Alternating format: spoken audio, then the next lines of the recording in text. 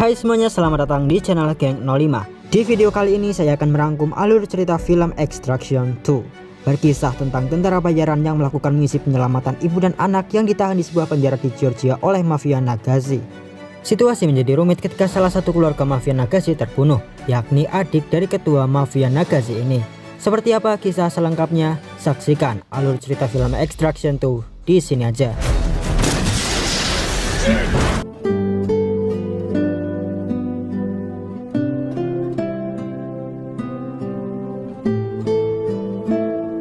Cerita dimulai dari seorang tentara bayaran bernama Rick Tyler. Tyler yang habis menyelesaikan misi terakhirnya terluka sangat parah dan Tyler ditemukan di pinggir sungai dalam keadaan sekarat. Beruntungnya tim medis sigap dan melakukan pertolongan pertama sehingga Tyler bisa diselamatkan. Tyler dibawa ke rumah sakit di Dubai. Ia koma selama berbulan-bulan. Sahabat Tyler sekaligus timnya yakni Nick Khan disarankan oleh dokter untuk melepaskan mesin penopang yang membantu Tyler bertahan. Namun Nick tak mau menyerah dan keyakinan Nick akhirnya berbuah manis. Rick Tyler sadar setelah koma selama 9 bulan.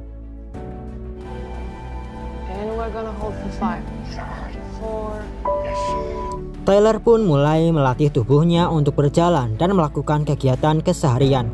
Di tempat lain yakni di Georgia, seorang bernama Zurab baru saja dikabari bila adiknya yakni David yang ditahan di penjara Kachiri akan mendapatkan tambahan hukuman selama 10 tahun. Seorang gubernur lalu datang menemui Zurab. Zurab pun menanyakan mengapa gubernur itu menandatangani persetujuan penambahan hukuman untuk David. Gubernur itu kemudian bilang jika David menghabisi seorang agen DEA dan pihak Amerika mendesaknya, ia tak punya pilihan lain. Gubernur itu lalu bilang ia sudah berusaha melakukan yang terbaik agar David tak dipenjara di Amerika dan dipenjara di Georgia saja. Ia sudah melakukan hal itu dan bahkan ia membuat istri dan anak David ditahan di penjara Kachiri agar David dekat dengan keluarganya. Tiba-tiba Zurab menyerang gubernur itu dan menghabisinya. Kembali ke Tyler. Setelah keadaannya membaik, Tyler dibawa oleh Nick dan saudaranya yaitu Yas ke sebuah tempat untuk Tyler beristirahat dan menikmati masa pensiunnya. When are we gonna see you again? When we have something to celebrate. Tyler pun melakukan kegiatan seperti biasa. Tyler yang tinggal sendirian merasa bosan. Walaupun ia memiliki anjing peliharaan, Tyler masih merasa kesepian. Suatu hari ketika Tyler baru pulang, ada seseorang yang duduk di rumahnya. Orang itu menawarkan pekerjaan pada Tyler, namun Tyler tak tertarik sama sekali dan menyuruh seseorang itu untuk pergi. Orang itu lalu bilang jika Tyler pasti akan tertarik pada pekerjaan yang akan diberikan bila mengetahui siapa orang yang ingin mempekerjakan Tyler. What if it was your ex-wife, Mia? Orang itu memberitahu bila mantan istri Tyler yaitu Mia yang membutuhkan pertolongan Tyler. Rick Tyler pun akhirnya mendengarkan apa pekerjaannya dan ia akan melakukannya. Orang itu pun menjelaskan bila Tyler harus menyelamatkan adik Mia beserta kedua anaknya yang ditahan oleh David di penjara Kachiri. Orang itu juga mengatakan bila pekerjaan akan dilakukan dalam 6 minggu sejak hari itu dan pembayaran akan segera dilakukan. Rick Tyler kemudian menghubungi Nick dan bilang jika ia ada pekerjaan dan pembayaran akan segera masuk ke akun Nick. Tyler lalu melatih tubuhnya dan mempersiapkan dirinya dengan baik untuk menjalankan misi extraction tersebut. Akhirnya misi pun dimulai. Tyler bersama timnya yakni Nick dan Yas menuju ke penjara Kachiri dan mereka menyuap salah satu sipir. Sipir yang bekerja untuk Tyler lalu memberitahu jika targetnya berada di ruangan nomor 707 dan waktunya adalah 5 menit. Tyler menyelinap dan berusaha mengeluarkan adik Mia secara sembunyi-sembunyi. Akhirnya Tyler sampai di ruang 707 dan ingin mengeluarkan adik Mia beserta anak-anaknya. Adik Mia yang ternyata bernama Ketavan lalu membangunkan anak pertamanya yakni Sandro dan juga anak keduanya yaitu Nina. Sandro lalu memanggil ayahnya, tapi Tyler langsung menyuruhnya diam. Ketavan lalu berkata pada anaknya bila ayah mereka akan menunggu di luar. Tyler dan yang lainnya lalu berusaha kabur secara diam-diam. Namun salah satu tahanan yang merupakan anak buah David melihat istri dan anak-anak David ingin kabur, langsung memberi kode. Akhirnya para tahanan yang merupakan anak buah David ribut. Alarm di penjara pun berbunyi dan terjadi keributan. Tyler berusaha mencari jalan keluar, namun semua arah terdapat para tahanan. Ditambah lagi penjara itu menerapkan kode merah karena terjadi pembobolan keamanan, dan para penjaga pun ditugaskan untuk mengamankan area penjara dan menutup semua jalan keluar. Tyler yang membawa Ketavan dan anak-anaknya melewati para tahanan. Para tahanan itu mencoba menyerang Tyler, namun Tyler yang membawa senjata mengancam agar orang-orang itu menjauh. Beberapa orang takut dan diam saja, dan sebagian lainnya mencari kesempatan untuk menyerang Tyler ketika lengah. Dan akhirnya ada satu tahanan yang mencoba menyerang dan mengambil senjata Tyler, yang diikuti oleh beberapa tahanan yang lainnya. Tyler pun tak memiliki pilihan selain menggunakan senjatanya dan menembaki orang-orang yang menyerangnya.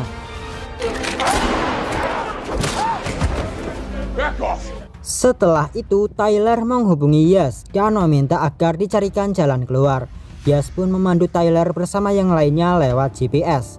Mereka lalu berada di sebuah lorong dan sampai di tempat penjemputan. Sandro dan Nina lalu naik ke atas yang diikuti oleh Ketavan. Namun tiba-tiba seorang pria menyerang Tyler. Dia adalah David, yakni suami Ketavan dan ayah dari Sandro dan Nina. David berusaha mencegah Ketavan kabur dari penjara tersebut. David dan Tyler lalu bertarung. Tyler yang mantan marinir tentu mampu mengalahkan David. Bukan hanya mengalahkan Tyler, bahkan menghabisi David. Itu dilakukan Tyler karena David menyerang Tyler dengan niat membunuh, dan bukan hanya kepada Tyler tapi David juga menyerang Ketavan. Setelah menghabisi David, Tyler dan Ketavan hendak naik menyusul Sandro dan Nina. Tapi tiba-tiba para tahanan anak buah David datang dan menyerang. Tyler pun menyuruh Nick untuk menjaga Sandro dan Nina. Tyler dan Ketavan pun langsung kabur dan mencari jalan keluar yang lain. Mereka berdua lalu melewati keributan yang terjadi di antara tahanan dan sipir. Tyler pun bertarung melawan para anak buah David dan juga para sipir.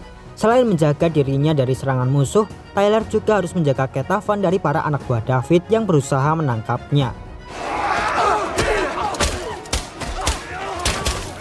Akhirnya Tyler dan Ketavan sampai di gerbang keluar, dan di sana Nick dan Yas sudah menunggu.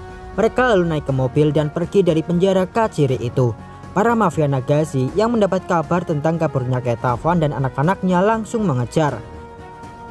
Di jalanan, para mafia Nagashi menyerang Tyler dan timnya. Mereka menembaki mobil-mobil yang dinaiki oleh Tyler dan teman-temannya. Mobil milik tim tentara bayaran itu tentunya anti peluru, dan tembakan dari para mafia Nagashi pun tak mempan. Sementara Yas menembaki mobil yang mengejar mereka dan menghancurkan satu persatu mobil anak buah Zureb. Para mafia Nagashi juga menggunakan sepeda motor dan juga UTV bersenjata kelas militer. Hal itu cukup menyulitkan Tyler dan timnya. Mereka memasang bom di mobil tim dari Tyler dan hal itu berhasil menghentikan Tyler dan timnya. Mereka lalu melakukan baku tembak dan Tyler bersama Nick dan Yas melanjutkan pelarian mereka dengan berlari. Ketika itu tangan Nina terluka. Tyler lalu menggendong Nina dan membawanya kabur. Nick terus menghubungi timnya dan meminta bantuan.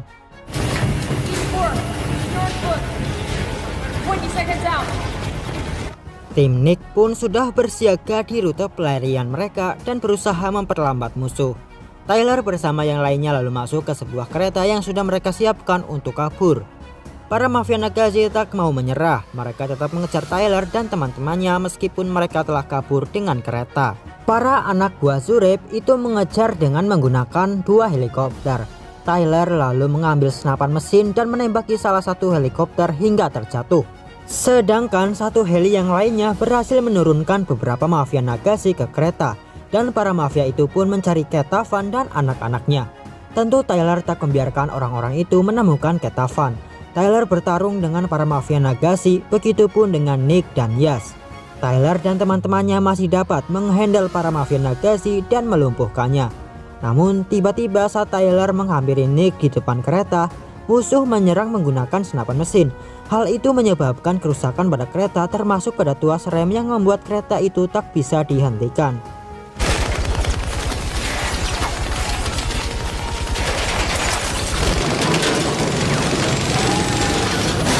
Tyler langsung mengabari Yas agar mengamankan keluarga Ketavan karena rem kereta rusak. Tyler menuju ke gerbong tempat Yas dan yang lainnya, dan Tyler langsung mengikat Sandro dengan sabuk pengaman. Tapi Tyler tak sempat mengikatkan dirinya dan terjadilah benturan. Kereta keluar dari jalur dan mengguling. Di Georgia, Zureb yang baru pulang disambut oleh keluarga mafianya, dan mereka turut berduka atas terbunuhnya David. Salah satu dari mereka lalu bilang jika semua yang terjadi di penjara Kajiri adalah sesuatu yang telah direncanakan, dan pemimpin tim itu juga hebat. Mungkin itu dilakukan oleh 4-5 agen, ucap seseorang tersebut. Lalu ada Pak Tua di keluarga mafia itu bilang jika mungkin hal yang terjadi pada David adalah seseorang yang ingin balas dendam. Lagi pula David memiliki banyak sekali musuh, kata Pak Tua. Zureb kemudian bilang, itu bukan balas dendam, tapi sesuatu yang lain. Sementara Tyler dan yang lainnya keluar dari kereta, dan saat itu Sandro menanyakan di mana ayah mereka, mengapa tak ikut kabur bersama mereka. Ketavan lalu mengatakan yang sebenarnya jika ayah Sandro tak akan datang. Ketika itu Sandro menyadari bila sepertinya ayahnya telah terbunuh dan mencurigai Tyler yang telah membunuhnya. Sandro langsung memukuli Tyler, tapi Tyler langsung menjelaskan jika ayah Sandro mencoba membunuh ibu Sandro, jadi Tyler tak punya pilihan. Sandro pun pergi bersama yang lainnya dengan kecewa. Mereka pergi menggunakan pesawat jet dan mereka menuju ke Vienna. 45 minutes in Vienna. Thank you. Yas menelpon timnya dan meminta penjemputan. Setelah itu Yas pergi untuk mengambil makanan. Sandro yang melihat telepon yang dipakai Yas sebelumnya mengambilnya dan pergi ke toilet. Di toilet itu Sandro menghubungi pamannya Zureb dan bertanya apakah benar ayahnya ingin membunuh ibunya Sandro. Zureb bilang itu tidak benar. David mengurung Sandro dan yang lainnya di penjara bersamanya karena agar bisa menjaga mereka karena ada banyak musuh di luar. Zureb kemudian bertanya di mana Sandro sekarang dan mereka akan pergi kemana. Zureb mengatakan jika Sandro adalah seorang Nagazi dan Sandro harus memberitahu di mana keberadaannya. Akhirnya Sandro memberitahu bila mereka akan pergi ke Vienna. Tyler dan yang lainnya sampai di tempat tujuan mereka dan mereka beristirahat di sebuah apartemen. Mereka mengurus visa dan surat-surat untuk pergi jauh dan agar tak dapat ditemukan oleh mafia Nagazi. Di apartemen itu Sandro menemui Rick Tyler dan berkata, apakah Tyler berpikir perbuatan Tyler itu baik dan apakah Tyler pikir ia telah menyelamatkan Sandro. Doesn't really matter what I think. People pay me to do things they can't. Like killing my father. Rick Tyler tak memperdulikan ucapan anak kecil itu dan hanya menjawab jika ia dibayar untuk melakukan pekerjaan yang orang lain tak bisa lakukan. Sandro bertanya apakah Tyler dibayar untuk membunuh ayah Sandro, apakah ibunya membayar Tyler untuk itu. Tyler bilang tidak benar. Ibu Sandro mempertaruhkan segalanya demi melindungi Sandro dan adiknya, bahkan ia tetap bertahan di penjara itu demi keselamatan Sandro dan Nina. Sandro kemudian bilang jika mereka di penjara karena agar mereka aman. Di luar ada banyak musuh Nagazi yang ingin membunuhnya dan adiknya. Rick Tyler pun berkata, sadarlah nak, kalian dikurung agar bisa dikendalikan. Wake up, kid. He knew if he went away, your mother would take you and your sister and give you... Sandro lalu bilang, anak yang baik harusnya bertahan bersama ayahnya. Tyler bilang, ayah yang baik tak akan memaksa. Sandro memotong dan berkata, ayahnya tak pernah meninggalkannya. Mendengar itu Tyler terdiam dan akhirnya Tyler tak meladeni lagi anak kecil itu dan pergi. Tiba-tiba sebuah helikopter menuju ke apartemen yang ditempati oleh Tyler dan teman-temannya. Tyler dan timnya pun langsung bersiap dan mengenakan perlengkapan. Para mafia Nagazi mengepung apartemen. Mereka bersiaga di atap dan berjaga di tempat keluar parkiran. Ketika Tyler dan yang lainnya masuk ke mobil dan hendak kabur, Sandro tiba-tiba pergi berlari dan ingin menemui pamannya Zureb. Yas mengejar Sandro sendirian, sedangkan Tyler dan yang lainnya berusaha keluar dari tempat itu. Namun mobil Tyler dihadang dan mereka ditembaki oleh Nagazi.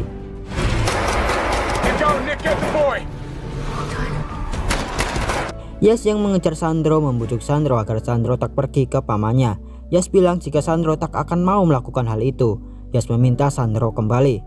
Tapi Sandro tetap berlari ke arah Zureb dan saat itu Sandro bilang jika itu bukan salah ibunya.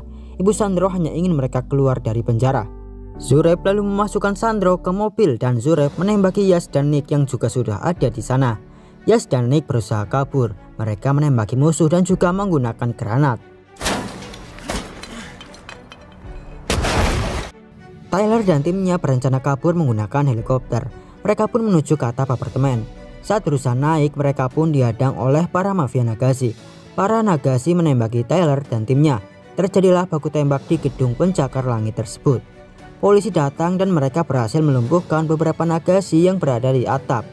Namun helikopter polisi itu terjatuh setelah Zureb menembakkan misil atau yang biasa disebut bazooka. Tyler dan timnya lalu kembali bergerak dan menuju ke atap. Mereka menggunakan elevator.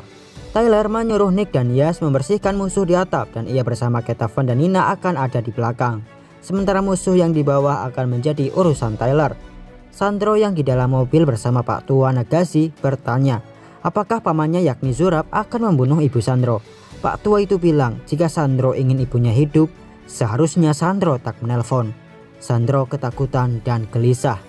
Nick dan Yas sampai di atap dan mereka menembaki beberapa Nagasi yang berjaga di sana. Tyler yang berada di lantai 57 memanggil Yas dan meminta bantuan. Yas pun akhirnya pergi ke lantai 57 sedangkan Nick akan mengurus Nagasi yang tersisa di atap. Di tangga Yas bertemu dengan beberapa Nagasi dan terjadilah baku tembak. Yas bertarung dengan satu Nagasi dan Yas tertembak beberapa kali. Walaupun Yas berhasil menghabisi satu Nagasi yang menembakinya, Yas terluka cukup parah. Sementara di atap, Nick bertarung dengan dua Nagasi. Nick berhasil melumpuhkan satu Nagasi, namun yang satunya lagi membuat Nick kerepotan. Mereka bertarung hingga terlempar ke pinggir dan mereka tak sadarkan diri. Atap kaca yang miring membuat mereka berdua perlahan turun dan akhirnya satu Nagasi terjatuh. Tyler yang bertarung di lantai 57 melihat Nick.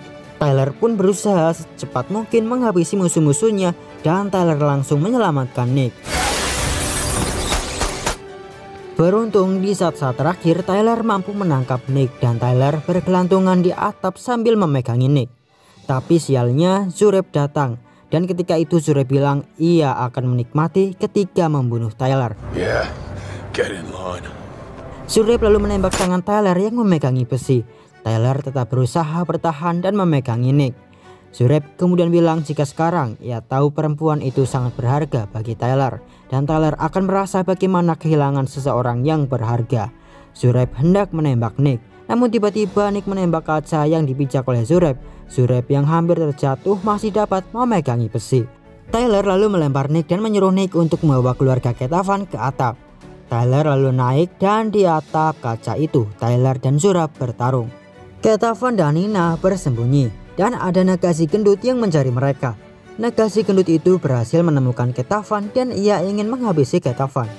Nick datang tepat waktu dan menembaki Nagasi gendut tersebut. Setelah berhasil mengalahkan Nagasi gendut, Yas datang dengan sempoyongan karena luka tembak. Nick dan Yas saling menanyakan keadaan mereka. Tyler yang bertarung dengan Zurab terlihat seimbang, tapi karena pertarungan itu atap kaca retak dan pecah. Zurab terjatuh dan Tyler memanfaatkan hal itu untuk kabur dan menuju ke atap. Mereka akhirnya akan naik ke helikopter namun Yas yang sedang berlari tertembak oleh Zurab. Tyler membantu Yas dan menaikkannya ke helikopter. Mereka pun akhirnya berhasil kabur. Tapi sayangnya Yas tak mampu bertahan karena mendapat banyak tembakan dan kehilangan banyak darah. Nick berteriak menangis karena kehilangan saudaranya. Tyler membawa Ketavan dan Nina ke rumahnya di Austria.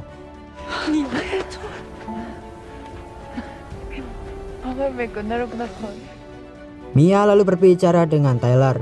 Tyler meminta maaf karena ia tak bersama Mia dan anak mereka di saat-saat terakhir ketika anak mereka sakit. Mia pun bertanya mengapa Tyler tertinggal saat itu. Tyler bilang jika ia mendapat perintah untuk menjalankan misi di Afghanistan. Mia bilang jika ia tahu itu adalah kebohongan. Tyler yang memang sebenarnya menjalankan misi di Afghanistan secara sukarela karena ia tak mampu melihat anaknya pergi, lalu bilang jika ia tak bisa memperbaikinya. Tiba-tiba telepon yang pernah dipakai Sandro untuk menghubungi pamannya berdering dan itu adalah Zurab. Zurab bilang pada Tyler bila ada pesawat di depannya namun ia tak bisa terbang karena ia tak bisa pergi dengan mengetahui Tyler masih hidup. Tyler pun meminta untuk memberitahu lokasi Zurab dan selesaikan semuanya. Bila Zurab ingin menghabisi Tyler, Tyler akan datang untuk menjemput Sandro. Akhirnya Surep memberitahu lokasinya dan Rex Tyler langsung mengenakan perlengkapannya. Tyler naik ke mobil dan Nick yang ingin ikut tak dibukakan pintu oleh Tyler. Tyler meninggalkan Nick dan pergi sendirian untuk menyelamatkan Sandro. Saat sampai di tempat Surep, Tyler langsung menembak seorang sniper dan setelah memastikan semua aman, Tyler langsung bergerak dengan menembaki pesawat dan mobil menggunakan peluncur granat.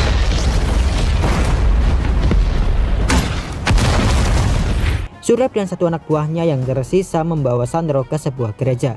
Tyler yang mengejar bertarung dengan satu anak buah Surep yang tersisa itu. Tentunya Tyler berhasil mengalahkan satu anak buah Surep karena sebelumnya Tyler bahkan sudah mengalahkan puluhan mafia Nagazi. Tyler menuju ke tempat Surep dan Sandro, namun saat itu Sandro telah dipasangi bom oleh Surep dan Surep memegang detonatornya. Surep menyuruh Tyler untuk membuang senjatanya bila ingin Sandro selamat. Tyler menurut dan membuang pistol miliknya. Surep kemudian menyuruh Sandro untuk mengambil pistol Tyler dan menembak Tyler agar Sandro membuktikan bila ia adalah seorang Nagazi. Namun Sandro yang mengarahkan senjata pada Tyler tak bisa melakukannya, walaupun Tyler saat itu berkata tak apa-apa, tetapi Sandro menurunkan senjata tersebut. Surep pun hendak menembak Tyler dengan tangannya sendiri, tapi tiba-tiba Nick datang dan menodongkan senjata pada Surep. Surep langsung memegangi Sandro dan mengancam, tapi Nick akan tetap menembak Surep. Ia terus mengarahkan senjatanya. Put the gun down. Put the gun down. Oh, you can exact retribution for your brother. Tyler lalu meminta Nick untuk tak menembak Surep karena detonator bom yang dipasang pada Sandro ada pada tangan Surep. Nick akhirnya menurunkan senjatanya dan mengangkat tangan. Tyler yang melihat Sandro memberikan kode dan Sandro langsung merebut detonatornya ketika Surep fokus pada Nick. Surep langsung menembak Nick dan Nick juga mengambil pistol yang ia simpan dan menembak Surep. Tyler menyerang Surep dan Tyler kembali bertarung dengan Surep. Tyler dan Surep saling memukul dan mereka menggunakan semua alat yang ada di tempat itu untuk saling menghabisi. Nick yang tertembak tak bisa membantu Tyler dan ia duduk terdiam. Surep yang terluka ingin mengambil pistol dengan merangkak. Tyler yang ada di belakang Surep mengambil besi yang tajam dan menusuk Surep beberapa kali. Tyler yang juga terluka cukup parah karena beberapa kali dihantam dengan benda tumpul dan tentunya mendapat luka dari senjata tajam juga tak mampu banyak bergerak. Saat itu Surep berkata jika ia tak akan pernah berhenti. Tyler langsung mengheadshot Surep dan semuanya pun berakhir.